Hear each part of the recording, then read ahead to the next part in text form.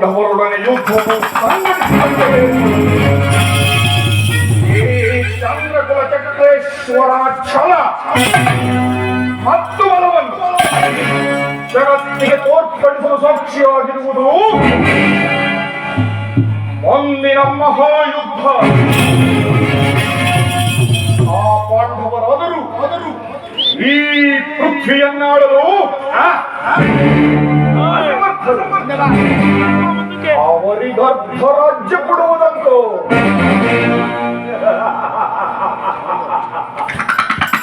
ಸಾಧ್ಯವಿಲ್ಲ.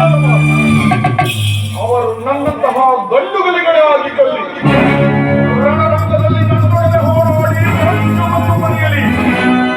ಎಲ್ಲವೇ ಪುನಃ ಕಾಡಿಗೆ ಹೋಗಿ ಛಲದೊಟ್ಟು ಮಾಡುವೆ ಯುದ್ಧ.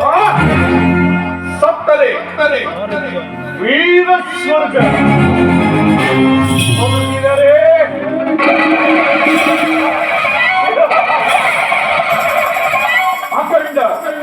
ಅಖಂಡ ಸೌಂದರ್ಯ. ಆದರೆ ಛಲವನ್ನು ಬಿಡುವುದಿಲ್ಲ, ನೆಲವನ್ನು ಬಿಡುವುದಿಲ್ಲ. ಆಹಾ, ಅಂತೂ ಅರ್ಜುನನಿಗಿಂತ ಮೊದಲೇ ದ್ವಾರಕಾ ನಗರವನ್ನು ಪ್ರವೇಶಿಸಿದೆ. ಕೃಷ್ಣನನ್ನು ಸಂಧಿಸಿ